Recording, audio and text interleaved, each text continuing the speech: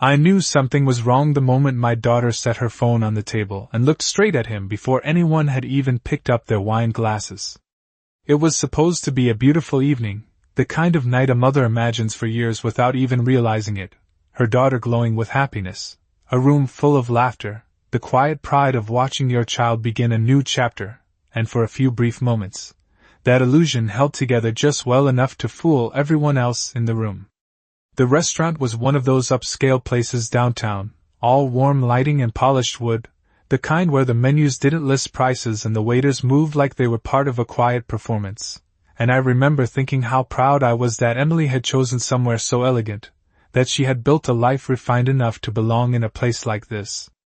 She sat across from me, her engagement ring catching the soft light every time she moved her hand, a delicate oval diamond that Daniel had spent months picking out, or at least that's what he told us, and beside her, Daniel looked exactly like the kind of man a mother hopes her daughter will marry, composed, attentive, successful, his tailored jacket fitting just right, his smile practiced but convincing. My husband Richard sat to my left, relaxed in a way that felt almost too casual for a night like this, one arm resting along the back of his chair, occasionally leaning in to make a quiet comment to Daniel, the two of them sharing those small, knowing smiles that I had always taken as a sign of mutual respect, maybe even affection. For years I had believed that was what we had built, a family that worked, not perfectly, but well enough to feel solid, dependable, something you could lean on without worrying it might give way beneath you. And yet, Emily hadn't touched her glass. She hadn't taken a single bite of the appetizer placed neatly in front of her. Instead, she sat there, too still, her posture straight but tense, her eyes not drifting the way people's eyes usually do during conversation, not following the waiter, not glancing around the room, but fixed, focused, deliberate. Then, without a word, she reached into her purse, pulled out her phone, and placed it flat on the table between herself and Daniel, the soft click of it against the wood louder than it should have been in a room filled with quiet conversation. No one said anything at first. There was a pause, subtle but unmistakable, like the air had shifted just enough to be noticed but not yet understood, and I felt it immediately, that instinct you develop as a mother, the one that tells you something is off long before you can explain why. Emily's fingers rested lightly on the edge of the phone, but she didn't unlock it, didn't slide it toward him, didn't explain. She simply looked at Daniel, not angrily, not tearfully, but with a calmness that didn't belong in that moment. It wasn't the calm of happiness or even nerves. It was something else, something measured, something intentional, and for the first time that evening, Daniel's smile faltered, just for a second, so quickly that anyone else might have missed it, but I didn't. I saw the way his shoulders stiffened, the way his hand, halfway to his glass, hesitated before completing the motion, and across from me, Emily didn't blink. She just waited. And that was when I realized this dinner wasn't about a celebration at all. It was about something Emily had already decided to reveal, something she had carried into that room with her long before any of us arrived, something that had been sitting quietly between us all along, waiting for the exact right moment to be placed on the table. I did not speak, not because I did not want to, but because something in me understood that whatever was happening in front of me had already moved past the point where words would make any difference, and I could feel it in the way the room seemed to narrow, like everything outside our table had faded into the background, the quiet conversations, the soft clinking of silverware, the distant hum of music. All of it becoming distant noise while the silence between the four of us grew heavier. With every passing second, Richard shifted slightly in his seat beside me, a small movement, but enough for me to notice, enough to remind me how well I knew him after more than 40 years of marriage, and how unusual it was that he had not said anything yet, not a joke, not a question. Not even a light attempt to ease the tension, which was always his instinct, always his role in moments like this, and yet now he sat there, watching, his expression carefully neutral in a way that felt practiced rather than natural. Daniel finally cleared his throat, forcing a soft laugh that did not quite land, reaching for his glass as if that simple action might restore some sense of normalcy. But his hand was not as steady as it had been earlier, and when he spoke, his voice carried just a hint of strain beneath its usual confidence as he asked Emily if everything was all right. The kind of question people ask when they already suspect the answer will not be simple. Emily did not respond right away. She let the silence stretch just a little longer, just enough to make his discomfort visible, and then she gently nudged the phone an inch closer toward him, not aggressively, not dramatically, just a quiet, deliberate motion that somehow carried more weight than any raised voice ever could. I felt my fingers tighten around the stem of my wine glass, the cool surface grounding me as my thoughts began to race, searching for some explanation that made sense, some version of reality where this was still just a dinner, still just a celebration, but nothing in Emily's expression supported that hope. She looked composed, almost serene, but there was a firmness in her gaze that I had only seen a handful of times before, moments when she had already made up her mind and nothing anyone said would change it. Daniel hesitated before looking down at the phone, and in that hesitation, something shifted, subtle but undeniable, like a crack forming beneath the surface of something that had always seemed solid. I glanced at Richard then, expecting confusion, maybe concern, but what I saw instead was something else entirely, something quieter, more controlled, and for a brief second, I felt a strange, unexplainable chill, the kind that does not come from the room but from the sudden realization that you might be the only person who does not yet understand what is really happening. Emily's voice, when it finally came, was calm, almost gentle, but there was no softness in what she said as she told Daniel that he should take a closer look, that it was only fair he saw it. Now here, in front of everyone, before anything else continued, and the way she said it made it clear that whatever was on that screen was not new to her, that she had already seen it, already processed it, already decided what to do with it. Daniel picked up the phone slowly, like it might burn him if he moved too quickly, his eyes scanning the screen, and I watched his expression change in real time, the color draining just slightly from his face, the confident ease he had carried all evening slipping away piece by piece until what remained was something far more uncertain. No one else at nearby tables noticed, no one leaned in, no one turned to look, and yet at our table, everything had changed. And I realized then, sitting there with my untouched glass and my heart beating just a little too fast, that whatever Emily had brought with her tonight, whatever truths she had placed between them, it was not meant to stay hidden any longer, and we were all about to see exactly what she had been waiting to reveal. I watched Daniel's eyes move across the screen, slowly at first, then faster, as if he were trying to find a version of what he was seeing that made more sense than the one right in front of him, and in that moment, I realized that whatever Emily had placed on that phone was not just uncomfortable, it was undeniable. His lips parted slightly, but no words came out, and the silence that followed felt heavier than anything that had come before it. Emily did not rush him, did not push, did not explain, she simply sat there, her hands now folded neatly in front of her, her expression calm in a way that no longer felt gentle but controlled, as if she had already rehearsed this moment in her mind a dozen times and knew exactly how it would unfold. I could feel my own heartbeat in my ears, steady but louder than it should have been, as I tried to read the situation from the outside, to piece together what I was missing, but every second that passed only made it clearer that I was the last one catching up to something that had been building for far longer than I realized. Daniel finally looked up, his gaze flicking toward Emily. Searching, almost pleading, but whatever he saw in her face must have told him that there would be no easy explanation, no quiet way out of this, because he swallowed hard and looked back down at the screen, his shoulders tightening as if the weight of it had suddenly become too much to carry. "Emily," he started, his voice low, careful, but she shook her head slightly, stopping him before he could continue, not with anger, not with emotion, but with a small, decisive movement that made it clear she was not interested in hearing whatever excuse he was about to offer. "Just keep reading," she said softly, and there was something about the way she said it that made my stomach drop, because it was not a request, it was a conclusion. I shifted my gaze to Richard again, almost instinctively, looking for reassurance, for confusion, for anything that mirrored what I was feeling, but instead I saw something that unsettled me even more, a stillness, a restraint, as if he were holding himself in place, careful not to move too quickly, careful not to draw attention, and for the first time that evening, a thought crossed my mind that I did not want to entertain. A quiet, unwelcome question that I immediately tried to push away.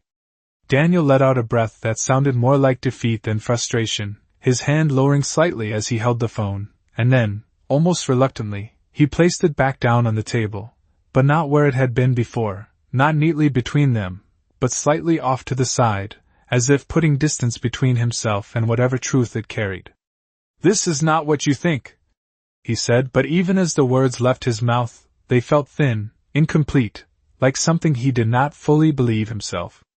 Emily tilted her head just slightly, her eyes never leaving his, and for a brief moment, I saw a flicker of something beneath her calm exterior, not anger, not sadness, but something sharper, something that had been waiting for this exact moment to surface.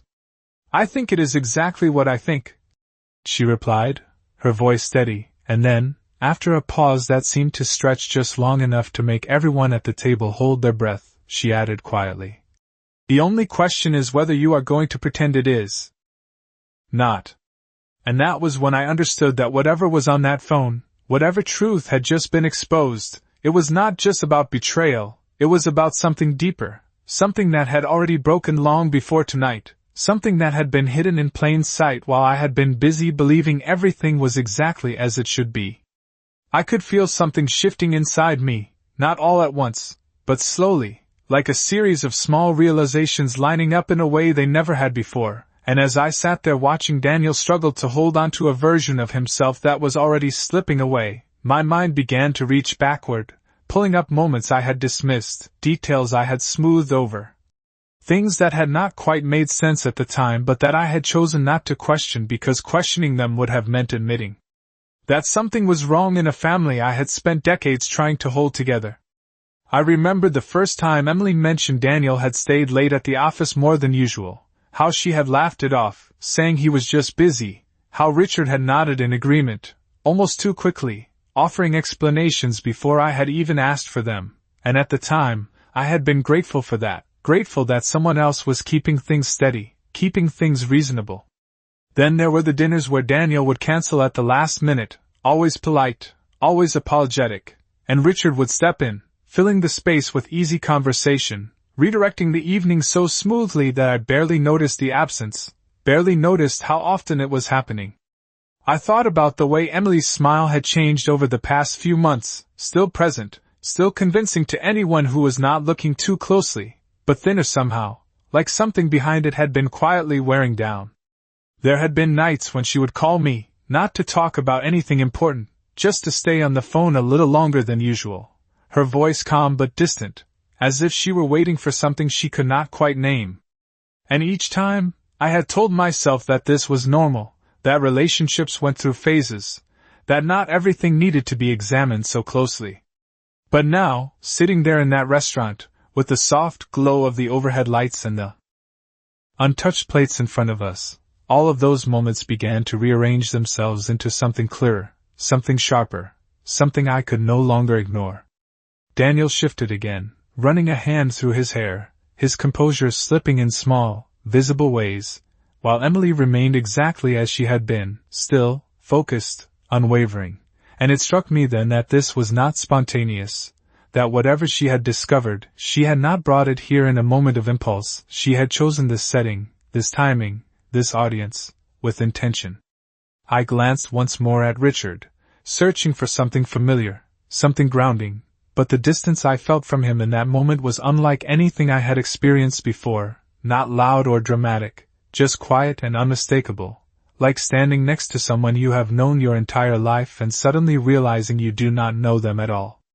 My fingers loosened slightly around my glass, the condensation now warm against my skin, and I became aware of how still I had been sitting, how carefully I had been holding myself together without even realizing it.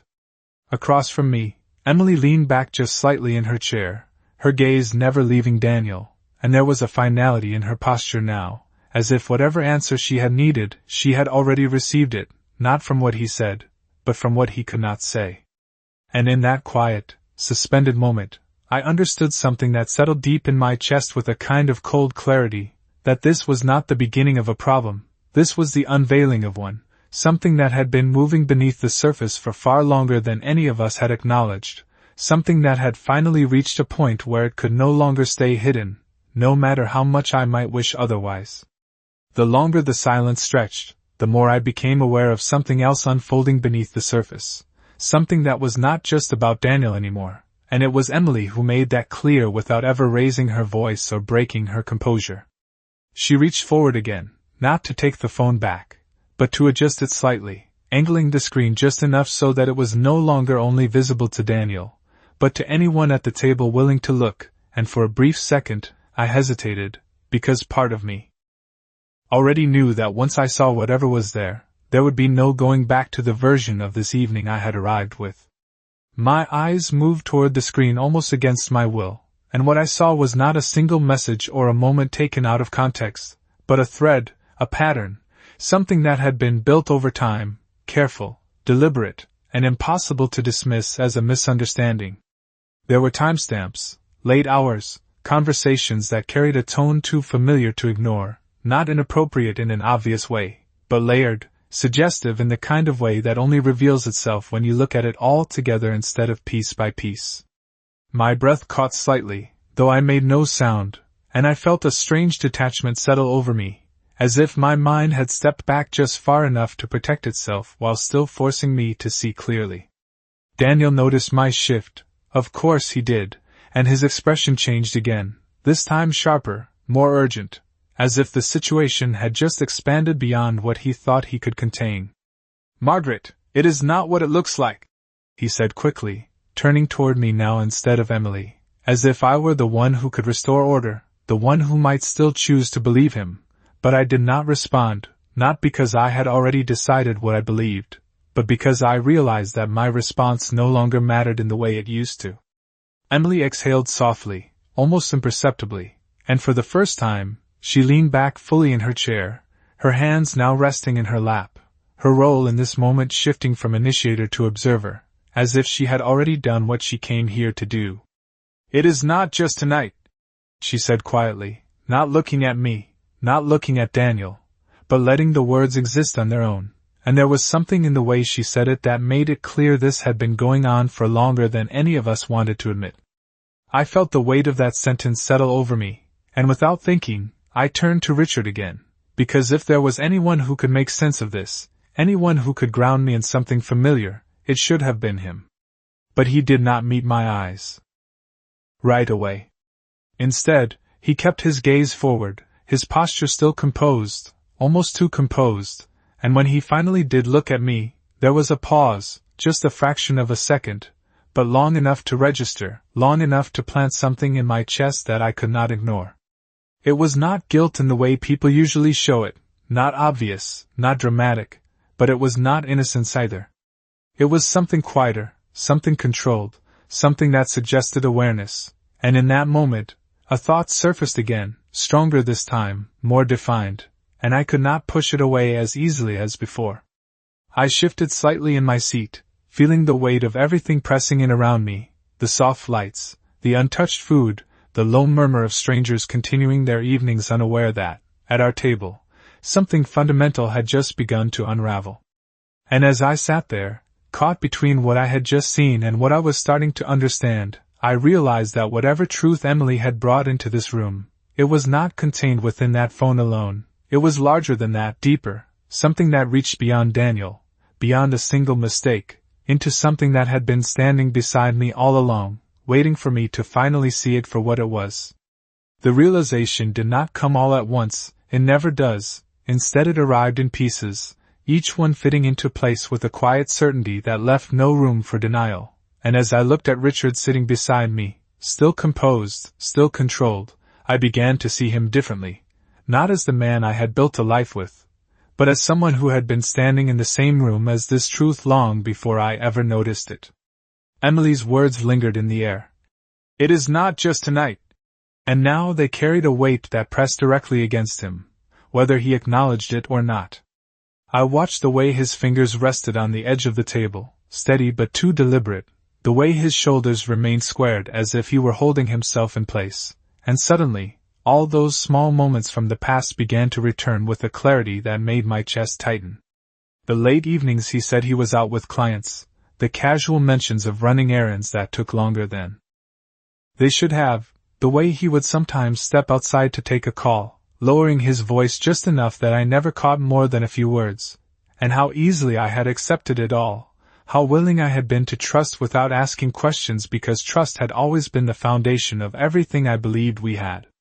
Daniel shifted again, glancing between Emily and Richard now, and that was when something undeniable surfaced, not in words, but in the way his eyes landed on my husband for just a second too long, as if he were looking for guidance, for confirmation, for something that should not have been there if this had only been his mistake to carry.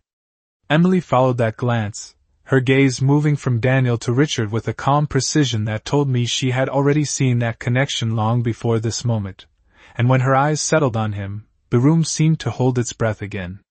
"Do you want to explain it?" she asked quietly, and although her voice remained even, there was no mistaking who she was speaking to. For a fraction of a second, Richard did not respond, and in that pause, everything became clear in a way that did not need to be spoken out loud. He leaned back slightly, exhaling through his nose, his composure still intact but no longer convincing, and when he finally spoke, his voice was measured, controlled, the same tone he had used countless times over the years when navigating difficult conversations, except this time, there was something underneath it, something that had nowhere left to hide. "Emily," he began, choosing her name carefully, as if that might soften what was already set in motion, but she did not interrupt him, she did not react, she simply watched, waiting. I felt my hands grow colder around my glass, the condensation long gone, replaced by a stillness that settled deep into my bones, because I understood now that this was not about uncovering something new, it was about finally acknowledging something that had been carefully kept just out of sight. Daniel looked down again, his silence now complete, and for the first time since the evening began, he seemed almost secondary, as if whatever role he had played in this was no longer the center of it. My attention remained fixed on Richard, on the man I had trusted without hesitation, and as he sat there, caught between what he could say and what he could not deny, I realized that the foundation I had believed in for so many years had not just cracked, it had been quietly shifting long before I ever noticed. And in that moment, I did not feel the urge to question him, not yet, not here, because something inside me had already begun to change, something steady and cold, something that told me that whatever came next, I would not meet it the same way I would have before. Richard did not answer right away, and that silence told me more than anything he could have said, because it was not confusion or shock that held him back, it was calculation, the kind that comes when someone is deciding how much of the truth they are willing to admit, and how much they still believe they can control. I sat very still beside him, feeling the distance between us grow into something tangible, something I could almost reach out and touch, and for the first time in our entire marriage, I did not feel the need to close that distance. Emily waited, her patience unwavering, her gaze fixed on him with a steadiness that felt earned rather than reactive, and I realized then that she had already had this conversation with herself long before bringing it into this room. Daniel shifted in his seat again, his presence now uncertain, reduced, as if he had been pulled into something larger than he ever intended to be part of, and yet still connected to it in a way that could not be undone. Richard finally exhaled slowly, his eyes lowering for just a moment before lifting again, and when he spoke, his voice carried that same calm tone he had always used, but now it sounded different, not reassuring, not grounding, but distant. "This is not as simple as you are making it," he said, and something about that choice of words settled heavily in my chest, because it was not a denial, not a clear rejection of what was being implied, but an attempt to reshape it, to make it seem more complicated, more manageable, something that could be explained rather than acknowledged. Emily's expression did not change, but there was a quiet finality in the way she held his gaze, as if she had already anticipated that response. "It is simple enough," she replied, her voice even, and then, after a brief pause, she added, "You just do not want to say it out loud." I felt my fingers loosen completely around my glass now, my hands resting still in my lap as I watched the man I had trusted for decades sit across from our daughter and failed to give her the one thing she deserved in that moment, clarity. My mind did not race, not anymore, instead it slowed, each thought arriving with a kind of cold precision that left no room for denial or comfort. I saw him differently now, not as the partner who had stood beside me through years of shared routines and quiet evenings, but as someone who had been living a version of our life that I had never fully seen.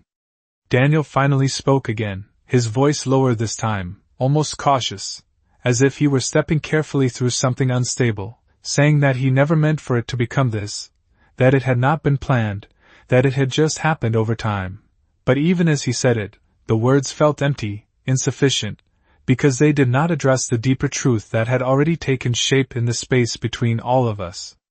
Emily did not respond to him, not directly, and that in itself was telling, because her focus remained on Richard, on the one person whose silence mattered more than anything Daniel could say. I turned my head slightly, looking at my husband once more, searching not for answers but for confirmation, and in the way he avoided meeting my eyes I found it. It was quiet, almost imperceptible, but it was enough. And in that moment, something inside me settled, not with anger, not with sorrow, but with a clarity so complete that it felt almost still, because I understood now that what had been revealed at this table was not just a betrayal between two people, it was the unraveling of something I had believed was unshakable, something that had been shifting beneath my feet long before tonight, waiting for the exact moment when it could no longer be hidden. No one spoke for a long moment after that, and the silence that settled over the table was no longer uncertain or fragile, it was solid, defined. The kind of silence that comes after something has already been decided, even if no one has said it out loud yet. I felt a strange calm move through me, not the kind that brings comfort, but the kind that comes when there is nothing left to question, nothing left to hope might be misunderstood or explained away. Emily reached forward once more, this time picking up her phone with a slow, deliberate motion, her eyes never leaving Richard as she did, and when she spoke again, her voice carried a quiet authority that I had never heard from her before, not directed at him alone, but at the entire situation that had unfolded. "I did not bring this here to argue," she said, and the steadiness in her tone made it clear that she meant every word. "I brought it here because I am done pretending I did not see it." Daniel lowered his gaze immediately, his shoulders dropping in a way that suggested he understood there was nothing left for him to salvage, nothing he could say that would change the direction this had already taken. Richard remained still, but I noticed the smallest shift in his posture, the subtle tension in his jaw, the way his composure now felt less like control and more like restraint, as if he were holding something back that he knew would not help him if it surfaced. I sat there between them, aware of both of their silences in entirely different ways, one rooted in defeat, the other in calculation, and for the first time, I realized that I no longer needed to choose how to interpret either of them. Emily placed the phone back into her purse, not as an act of retreat, but as a quiet conclusion, as if the evidence had already done what it was meant to do and no longer needed to remain on display. "I am not asking for explanations tonight," she continued, her voice soft but unwavering, "because explanations would only make this sound like something it is not." I felt something settle deeper inside me at that, a recognition that she was not reacting in the way I might have expected, not with raised voices or accusations, but with a clarity that left no room for confusion. Richard finally looked at her fully, his expression tightening just slightly, and for a brief moment. It seemed as though he might say something that would attempt to reframe everything, something careful and controlled, but whatever thought had formed did not make it to his lips. Instead, he leaned back, exhaling slowly, and that single motion felt more revealing than any statement he could have made. Daniel shifted again, his eyes moving briefly toward me, as if searching for some sign of direction, some indication of how this would end, but I offered him nothing, not out of cruelty, but because I understood now that this moment did not belong to me in the way it once might have. This was not something I could fix, not something I could smooth over or redirect, and the realization of that did not frighten me the way I might have expected. Instead, it steadied me. Emily stood up then, slowly, her chair sliding back with a soft sound against the floor, and for a second, I thought she might leave, but she did not. She remained where she was, looking down at the table, at both of them, and then finally, her gaze shifted to me, And in that look, there was no apology, no hesitation, only a quiet understanding that passed between us without the need for words. And in that moment, I knew that whatever came next, whatever decisions would follow after we left that room, the version of our family that had existed before tonight was already gone, and none of us were going to pretend otherwise anymore. Emily's eyes held mine for only a second, but it was enough for me to understand that she had not just exposed something tonight, she had chosen a side, and without saying it out loud, she had made it clear where she stood, and for the first time in a very long time, I realized I had a choice to make as well. I did not rush to stand, did not reach for my purse, did not look back at Richard immediately. Instead I remained seated for just a moment longer, letting the quiet settle fully around me, letting the weight of everything that had been revealed find its place inside me without resistance. Daniel stayed where he was, his gaze fixed somewhere on the table, his earlier confidence completely gone, replaced by a stillness that felt more like surrender than reflection, and I knew without needing to hear it that whatever future he thought he had planned was already dissolving in front of him. Richard, on the other hand, shifted slightly beside me, not enough to draw attention, but enough for me to feel it, that subtle movement that once would have made me turn toward him instinctively, but now I remained where I was, my eyes forward, my thoughts clear in a way they had not been earlier that evening. I realized then that I was not waiting for him to speak anymore, not waiting for an explanation or a justification, because there was nothing he could offer that would return things to what they had been, and more importantly, I no longer needed him to try. Slowly, I placed my hands on the table and stood up, the movement steady, controlled, and as I did, I felt something settle into place inside me, not anger, not grief, but something firmer, something that did not need to announce itself to be real. Emily watched me closely, her posture still composed, and when I stepped around my chair, I moved toward her instead of away, a small choice, but one that carried more meaning than any words spoken that night. For a brief moment, we stood side by side, not touching, not speaking, but aligned in a way that did not require explanation, and I could feel the shift in the room as clearly as if it had been spoken aloud. Behind me, I heard Richard take a breath, as if preparing to say something, but I did not turn back, because I understood now that whatever he might say would belong to a different version of me, one who still believed that explanations could repair what had already been broken. I picked up my coat from the back of my chair, the fabric cool beneath my fingers, and as I slipped it over my shoulders, I allowed myself one final glance across the table, not at Daniel, not at the scene that had unfolded, but at the space where I had been sitting, at the quiet evidence of a life I had believed in for so many years. Then I turned toward the exit, Emily beside me, and together we walked away from the table, from the evening, from everything that had once felt certain, and as the soft noise of the restaurant returned